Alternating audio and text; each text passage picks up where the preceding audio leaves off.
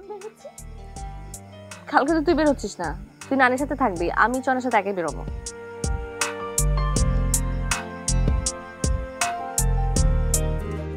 দাদি, ও শিকদার দাদি, আমি চয়ন।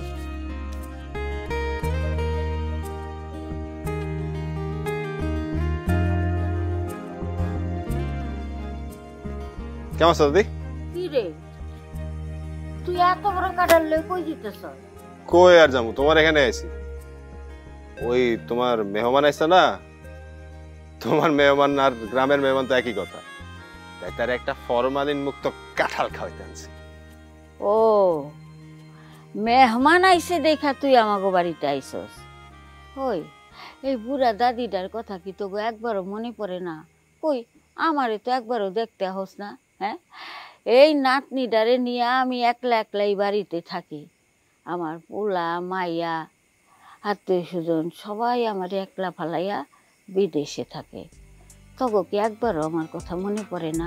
আমারে কি দেখতে ইচ্ছা করে না? আল্লাহ গো দাদি থাম, তোমার এই ইমোশনাল ওয়েভের ঠালে আমি নিজেই ভাইসা যাব।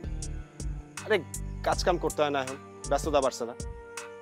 আর তুমি মিষ্টিরে জিজ্ঞেস করো, ওর সাথে যখনই দেখা হয় তখনই তোমার কথা জিজ্ঞাসা করে। আমি মিথ্যা কথা দাদি, আমার সাথে যখন দেখা হয় চয়ন ভাইয়া শুধু আমার খোঁজ খবরই নেয়।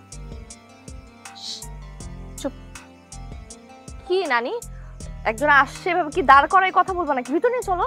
না না থাক, ওসবের দরকার নেই। মিষ্টি যাও গে সরিষার তেল আর প্লেট নিয়ে আসো, এটা ভাঙা খাও, ফ্রেশ আছে এখন। ও আচ্ছা, আপনি কালকে ফ্রি আছেন? আমি তো এখন সব দিনই ফ্রি আছি।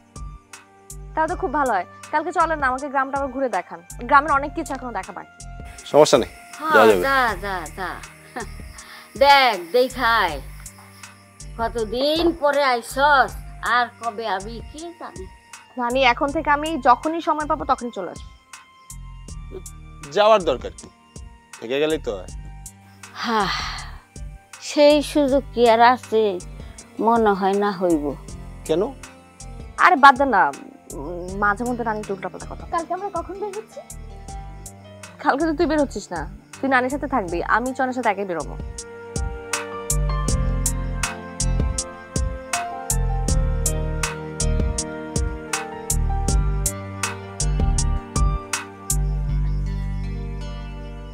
আচ্ছা শোনেন, কালকে আমাকে কোথায় কোথায় নিয়ে যাবেন সবকিছু কিন্তু আগে থেকে ঠিক করে রাখেন। কালকে আপনাকে একটা দারুণ জায়গায় নিয়ে যাবো।